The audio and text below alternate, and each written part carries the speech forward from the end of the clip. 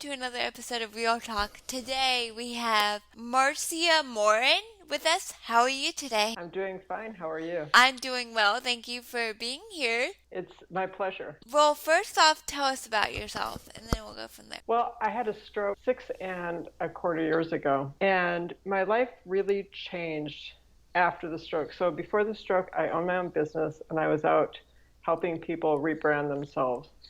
After the stroke, I found that I couldn't find a job, so I wrote a book. So, what reasons were they giving you for why that they didn't want to hire you? So I have aphasia, and that is a speech disorder. And so the phone would ring, I'd pick it up, they introduce themselves, they'd ask the first question, and I said nothing. It's not that I didn't want to talk, so I had exactly what I wanted to say in my brain, but the words wouldn't come out of my mouth. That must So have been really, really, really frustrating. it was.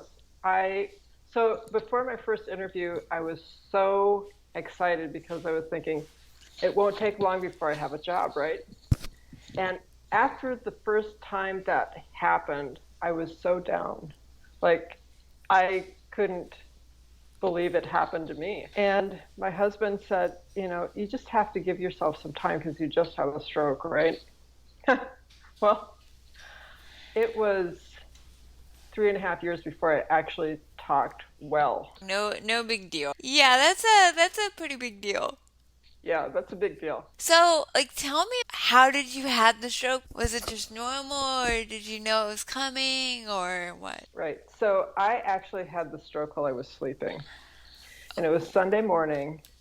My husband had gotten out of bed. And when I woke up, I knew something was off. So I reached over and grabbed my phone and I texted my friend Rochelle and said, I'm not going to make it to breakfast. I couldn't read the text. It was just a bunch of jumbled letters. I thought, that's weird. Well, I'll just put the phone down, which I did.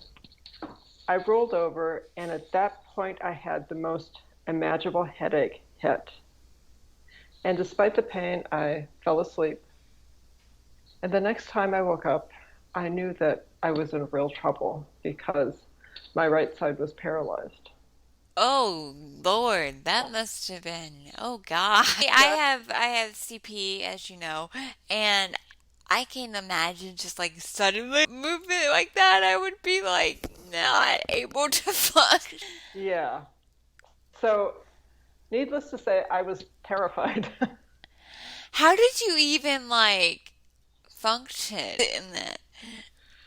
So I actually threw myself out of bed and used my left hand to drag myself across the carpet to the door. And then I reached up and I didn't reach the doorknob, so I don't know how many times I tried, but I finally snuck it open. And I was so tired, I didn't fall asleep, but I don't know how long I rested. And then I dragged myself down the hall until I totally ran out of gas. I don't know why, but something went crack. My husband came up and found me. The first words out of his mouth were, Marcia, are you okay? And I looked at him, and this is the time I found that I had no words. And I just looked at him. He said, can you talk to me? And I just looked at him, and he said, I'm calling 911. And at that point, I nodded a little bit.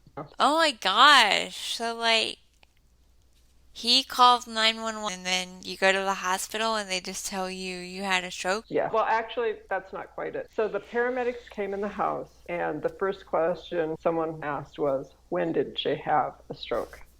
And that's the first time my husband and I thought of the word stroke. In fact, I didn't even think about what was wrong with me. I was just thinking, get to somebody who can help me. Oh yeah, so they just said that. Wow. So after the stroke, what was the rehab like? That must have been bad. So the rehab it started the first day in the hospital. Oh my God. So Welcome I, to rehab. yeah, exactly.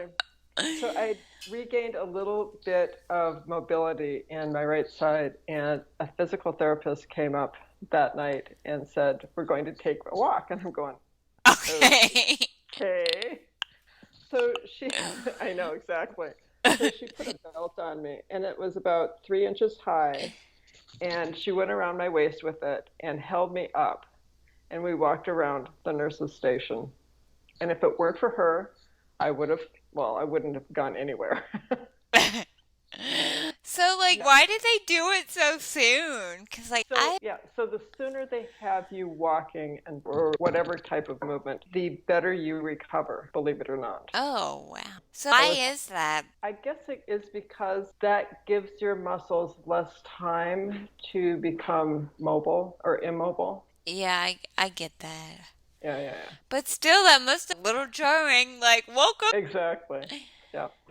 So they must have done a throat test on me too, because when I had my lunch, breakfast, lunch, and dinner, I had liquid. It was a thick liquid, and so I drank it through a straw. And at that point, I had my face moving or holding straight forward. I had to turn my head to the left to swallow, and then I turned my head straight forward again. And the reason for that is because my right side had been paralyzed, and most people don't think about this, but the paralysis means that your whole body from inside to outside is paralyzed. And I had a choking sensor that wasn't working. And they were afraid that if I drank and was straight on the whole time, something would go down into my lungs and I would get so. I know. So, tell us about, like, the outside rehab after you got out of the hospital. Okay, so that was 4 days. I spent 2 weeks then in a rehab hospital, and I had speech, occupational, and physical therapies every day. And that was really tough.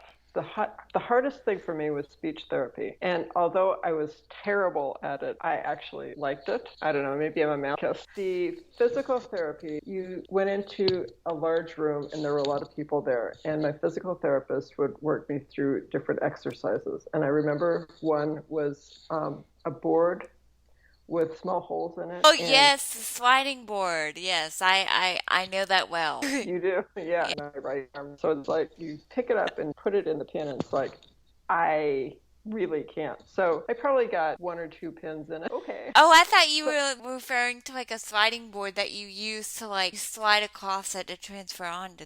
no, no. Although I did use something like that. And the occupational therapist. So the first time I brushed my teeth, I realized that you have to move your hand in order for the spit to drop.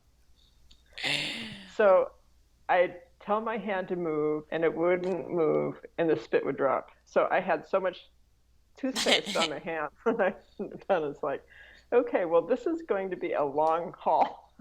Oh. And so the day that I moved my hand before the spit dropped was a day that I went,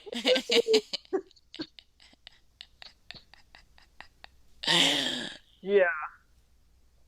So I laugh about it now. I actually laughed about it then because if you don't laugh about things, you cry. That would have Yes. been a lot of crying. If you don't laugh about it, you just like are like, okay, I give up now. Exactly. Yeah. So tell us about like the book and everything. So I decided to write a book. It's called Stroke Forward: How to Become Your Own Healthcare Advocate One Step at a Time, because I wanted people to know that there is a place that they can go to get a little information about how to be an advocate. So when we went into the hospital, my husband knew nothing about advocacy. And so he learned about it bit by bit every day in the hospital, the rehab hospital, when we were home. And the problem with learning about it when you're in hospital is that everything comes as a surprise. Oh, I have to make this decision. Oh, they're going to do that. Well, sometimes those things that they want to do aren't necessarily the right thing for the patient. But a patient who can't talk, you have no say. So at least I had my husband there to say yes or no to different things that they were doing to me or telling me. And when they're talking to you, so I could understand everything that they said when they were talking in the hospital room. But 5 minutes after they left, I didn't remember a thing, you know? So, So yeah. like did they try any like communication devices with you while you were there or No, in fact, I didn't have any communication devices. So, just like yeah, they I weren't thought that was odd. given to you? Yeah, they weren't given to me. Weird. I thought so too. Hospital, you need to get on that. Wow, one would think, okay. Yeah. Yeah, one would think that yeah, they'd give you something like that. Yeah. Well, I didn't even know that they had communication devices until long after I'd left the hospital. Yeah. Yeah, you must have been like, okay, why didn't y'all give me one of these? Yeah. But I'm going to say that in the end, I mean, now I can talk so maybe it was the right thing for them to do. Yeah, maybe they wanted you to talk and like they knew if they give you the option then you're gonna choose that. Exactly, exactly. So tell us about the foundation stroke forward and everything that they do. Oh, so Straightforward is actually an offshoot of my book, and it's essentially to give advocacy, or I'm going to be an advocate. So whenever there is someone who has a stroke who I know or who wants to go to my website and find out about stroke, they have the resources available to them so that they can understand, oh, maybe I should do this instead, or maybe I should do that instead. My book has got three doctors that I really respect. And I guess, and they're holistic, which is important because the holistic doctor looks at the whole body of a person rather than, oh, your arm isn't working well, so we'll move your arm or we'll look at what's going on with your arm. They're looking at the whole body, which is really important to a person. So that's it. What are you up to these days? Like so many years after you, well, not so many, but It's been a while. So right now, I'm sitting in my living room looking out at the lake. And this is my quiet time. well, that sounds like a very peaceful thing to do in the middle of a pandemic. Yep, it sure is. So, like, what do you enjoy like most about advocating and advocacy? So it seems to me that most people don't think about stroke until after they've had one. And I think that's a bad thing for all of us because stroke impacts almost 800,000 people a year. And it's got the highest rate of costs associated with it because people are generally pretty, I guess I took so long to recover and I got better. There's some 45% of the people have moderate to severe disabilities. And That's that's because they don't know how to spot it in time, or it. Well, every stroke is different. So it's just the way their brain was impacted. Maybe it's how well they didn't do rehab afterwards. So if you don't do rehab every single day for, I'm going to say years on end for me. yeah. How many years did you do rehab? Um, well, I'm still in recovery, right? Oh, So, so I still have deficits. They're not very pronounced, but I still have deficits. So I think that most people don't even realize that when you've had a stroke, 10% of people get better to where you don't even know they had a stroke. They talk well, they write well, everything. But 90% of people who've had a stroke survivors I'm saying about, have moderate or mild to moderate to severe impacts throughout their lives. well, that's crazy. Yeah. So, like, again, like, how long were you in rehab? Like, was it really years? So I was in it's a hospital for 4 days, the rehab hospital for 10 days. I had 6 weeks of home health care. I had 2 weeks off. I had 2 months of outpatient health care. And then I hired a physical therapist and she worked on me for a year. Okay, yeah, that's a lot of rehab. You're you're well versed in rehab, I would say. Yeah, exactly. But I mean, the rehab that I got, I wouldn't walk well or walk as well if I didn't have that year of rehab. I wouldn't. I know. Yeah, I know. yeah. Because, yeah. So for me, that was an expense that I was well worth paying for. Yes, it was. Is there anything else you would like to add before we get off here? So I would say that everyone who has had a stroke needs to remember that they have to work out every single day, whether you like to or not. Exactly. And although you sometimes don't like it, this is about the end game, right? So a year down the road, you're going to look back and you say, wow, I did so much, right? Right, exactly. I think that's what I'm going to say is that you have to keep at it every single day, so never give up. That's a good way to end it. Yep. Where can they follow you on social media? So I'm available at strokeforward.com. I can be found at Stroke Forward on Facebook, Stroke Forward on Twitter, and Marcia Moran on LinkedIn.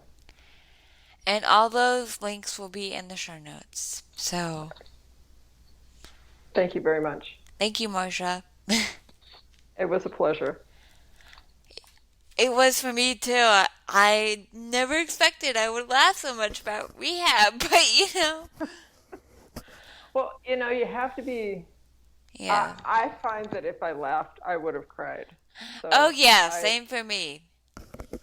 yeah. So, we So, will. so I was going to ask. So, tell me about your life, because I know that you do podcasting, but what else do you do? I am a junior at Christopher Newport University, or senior now at Christopher Newport University. I don't really know exactly whether I'm a junior or senior because I go part time and I'm like, okay, in the computer, what am I? I'm hoping to go to law school after this and do human and civil rights. It's really good. Congratulations. I can't imagine being back in school. It's especially given the pandemic.